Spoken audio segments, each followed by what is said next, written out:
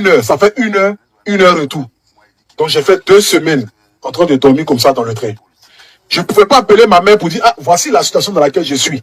Elle va me dire, ah, mon fils, reviens au pays. La connaissance, elle va dire, reviens au pays.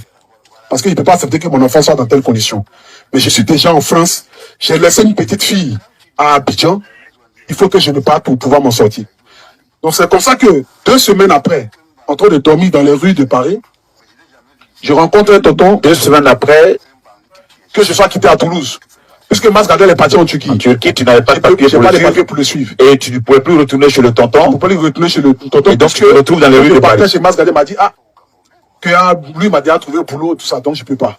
Donc quand je reviens de Toulouse, je ne sais pas où je vais aller. Donc je me retrouve à Châtelet. Et ça, on est dans les... Depuis 2019, là. Donc je me retrouve à Châtelet. Et en ce moment même, j'avais déjà fait ma première vidéo où Arafat était décédé. Quand Arafat est décédé, j'ai fait ma première vidéo. C'est après ma première vidéo, 1 mois après que Masgadel est parti en Turquie. Donc ma première vidéo qui a fait le buzz. Tu disais quoi dans la vidéo? Donc la première vidéo, c'était le pasteur qui avait dit qu'il allait ressusciter Arafat. En ce moment, nous, on était chinois, donc je sais pas, j'ai dit tout et n'importe quoi. Mais ça a fait le buzz. Ça a été vu par des millions de personnes. Donc c'est là que mon ami Belém qui m'appelle, ah mais il faut créer une page Facebook, tout ça, la page vidéo là. Ça fait des points, puisqu'à ce moment je n'avais pas de page Facebook. J'avais un compte Facebook personnel. Donc je crée une page, je mets la vidéo elle fait le buzz et tout ça. Donc après je reste sur Masgadel pendant 1 mois. Et quand je reviens maintenant sur Paris, je me retrouve à dormir dehors. Et c'est un tonton Yacouba du nom de Bleu Talos qui m'accueille chez lui et sa femme à Melun. Donc c'est celui que je vis durant 1 mois. Donc il me donne ses papiers encore pour que je travaille. Donc mon premier salaire, lorsque je perçois, qui était 1400 €, je lui dis automatiquement que, ah, garde les 1400 €, prends-moi une maison. Parce que je veux avoir mon indépendance ou être libre de pouvoir chercher mes papiers et tout ça. Donc c'est là qu'il me prend mon premier studio. Et durant mon premier studio, quand je quitte au travail, je commence à faire des vidéos. Et la femme de Makosso décède. Puisque de ma première vidéo que j'ai fait pour Arafat, je n'ai plus fait de vidéos encore jusqu'à ce que la femme de Makosso décède. Donc quand la femme de Makosso décède, c'est là que moi je réapparais sur les réseaux sociaux. Et je fais un post, je commence à faire des vidéos pour soutenir Makosso en quelque sorte, qui m'envoie ce qu'on appelle les papos dans notre jargon par rapport au décès de sa femme, les certificats de décès, tout ça. Donc je commence à faire des vidéos. En ce moment, les vidéos, ça ne payait pas. Donc je m'en vais au travail, je finis. À ce moment, je travaille à Leroy Merlin, je soulevais les carreaux, les briques et tout ça. Donc quand je viens ici fatigué,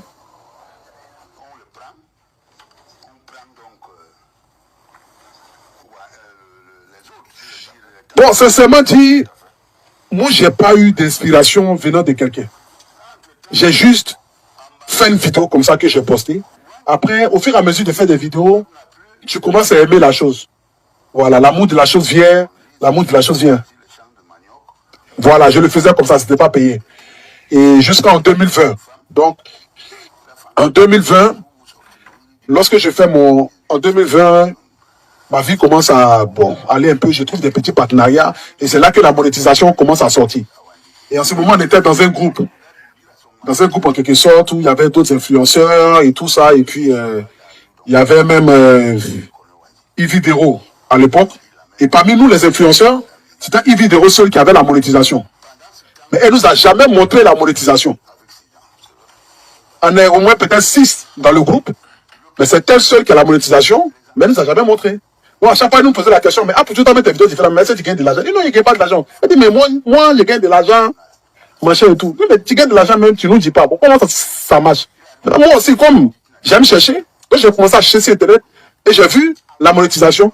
Donc j'ai essayé de taper et après, j'ai commencé à faire mes vidéos et je crois qu'on était en décembre 2020.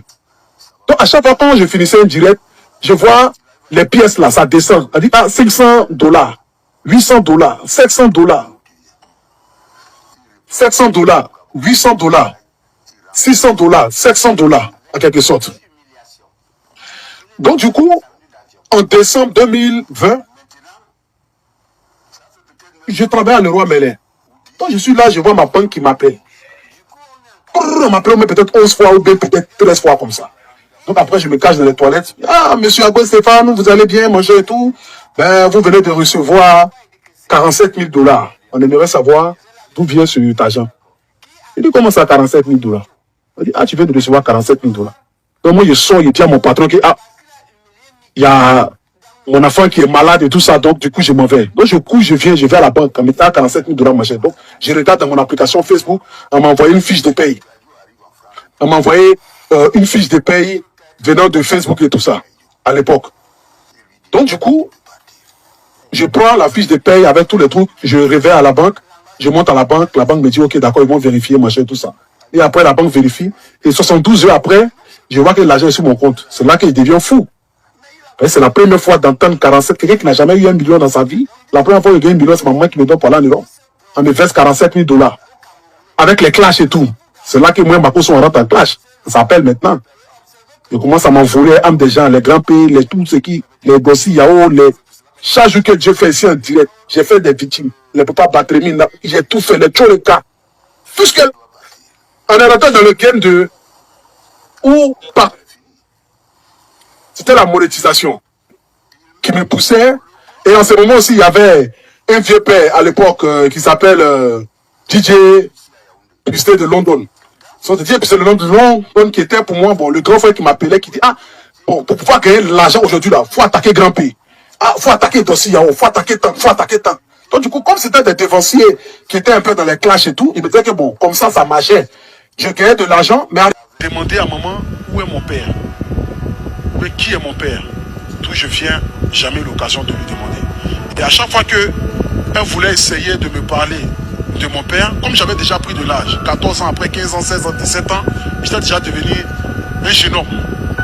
Donc, pour finir, je me suis dit que ma mère est mon père c'est ma mère. Donc si il n'a pas été présent durant les 17 années, je ne cherchais pas véritablement à savoir qui il était. Je me concentrais que sur l'amour que me donnait ma mère et puis c'est comme ça que je vivais. On aura l'occasion de revenir sur ce qui s'est réellement passé concernant ton père et toi. Mais je veux qu'on parle maintenant de ces 14 ans où tu prends l'engagement avec ta mère, où tu vas sur ta avion. Après, à quel moment tu vois le début de ce rêve? Parce que tu n'es pas que resté en Côte d'Ivoire. Comment tu fais pour aller en France? Déjà, comment je fais pour aller en France?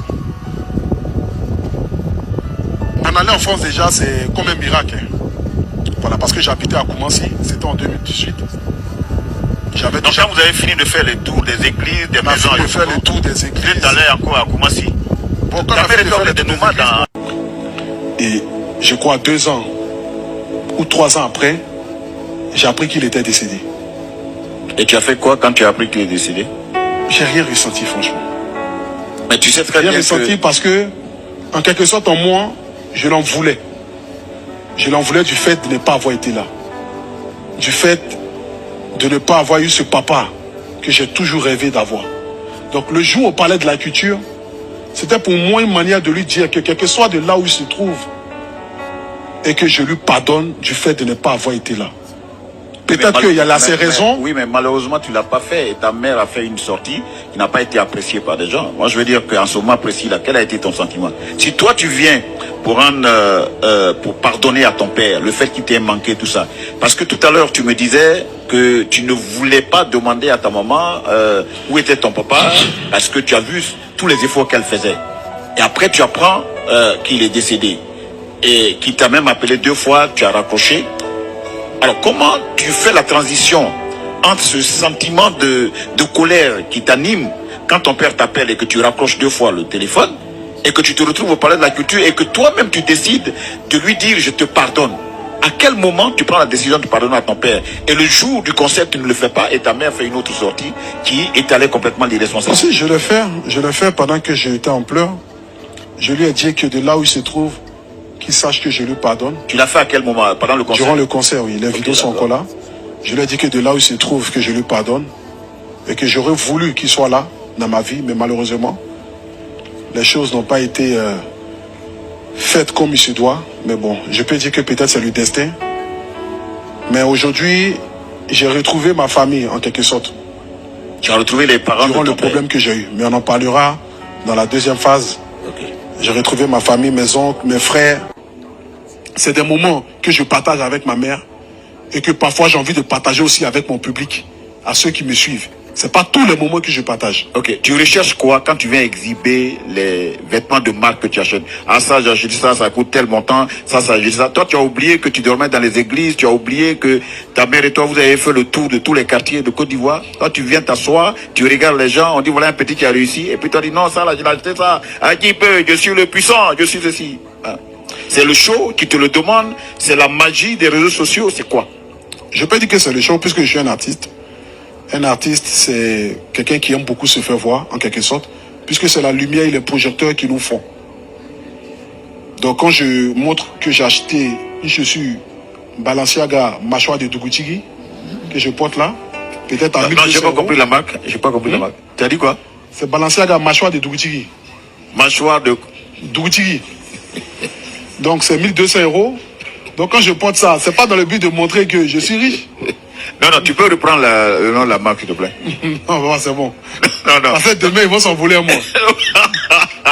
Ah, tu es conscient qu'ils vont s'envoler avec toi. Ouais. Moi, j'aime bien le nom. La mâchoire de Gucci. D'accord, ok. Quelqu'un a la chaussure ici? La mâchoire de Gucci? Quelqu'un peut montrer? Bon, ok, d'accord, oui. Oui, vas-y.